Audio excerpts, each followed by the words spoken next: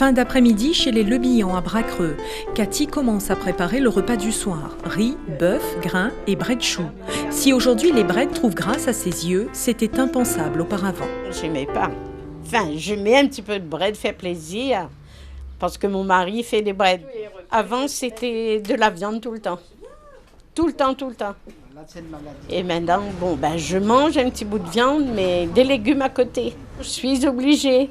Obligée car Cathy est diabétique. Elle qui aimait tant le sucre a dû revoir toute son alimentation. Je descendais au tampon, il fallait toujours, je prends un gâteau.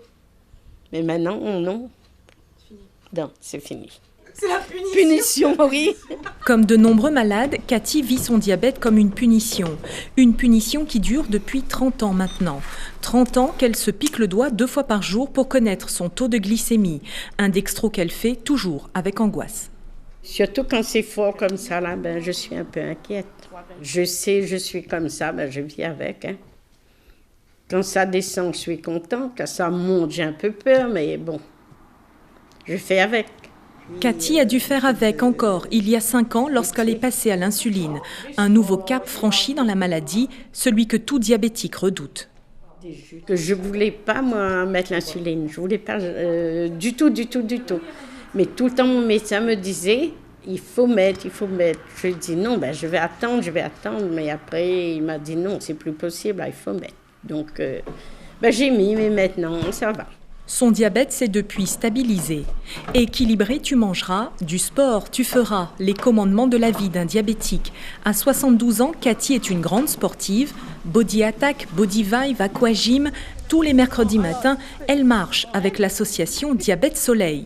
1 heure de marche sur le parcours de santé de la Pointe, au tampon. Après l'effort, le réconfort, tout le monde se retrouve ici pour boire un café, manger un biscuit, discuter. L'ambiance est conviviale. Ce matin-là, on règle les derniers préparatifs de la manifestation pour la journée mondiale du diabète. Avec un roulement, mettez d'1 heure chacune, donc d'une demi-heure, à vous de vous arranger entre vous, qui va pendant de telle heure à telle heure. Les bons. Danielle est la présidente de cette jeune et dynamique association qui regroupe 76 adhérents, diabétiques et non diabétiques. Cette femme de 64 ans a d'abord cru à une mauvaise blague lorsque son médecin lui a annoncé qu'elle était diabétique. Le refus de la maladie s'est transformé aujourd'hui en volonté d'aider les autres en s'aidant soi-même. Le message, c'est bien vivre avec son diabète. Vous voyez, c'est écrit Mettre Soleil au diabète. Et une aussi de nos on appelle ça de nos slogans, c'est le partage. On partage les choses aussi bien que pas bien. Il faut vivre bien avec son diabète. Bien vivre avec son diabète, cela s'apprend. Au service diabétologie du CHU de Saint-Pierre, des stages sont organisés pour les diabétiques.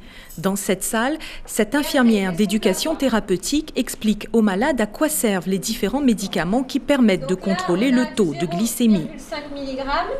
À côté, cette autre infirmière apprend à un jeune diabétique de type 1 à faire sa piqûre d'insuline. Votre pancréas ne fabrique plus l'insuline. Donc, il vous faudra faire les piqûres pour avoir cette insuline. Vous allez enfoncer l'aiguille, comme ceci, voilà. Et vous allez appuyer ici. Les gens viennent pour des ateliers en groupe, où on leur apprend tout ça. Et donc, ils ont des stages de 2 jours et demi, 3 fois par an. Et avec ces stages-là, ils repartent bien armés face au diabète, parce que ce qui est important quand on est diabétique, c'est d'être un peu son propre médecin et de savoir soi-même comment adapter ses traitements et son régime. Mais attention, adapter son régime ne veut pas dire être au régime pour un diabétique. Un régime drastique qui tient généralement 1 semaine, et puis au bout d'1 semaine, c'est pas tenable, donc on mange 3 fois plus après. Non, il faut faire changer les comportements de façon durable, c'est-à-dire avoir une alimentation équilibrée, telle que je vous le disais, mais sans privation particulière. L'alimentation équilibrée, ça peut être très bien le curry habituel du Réunionnais.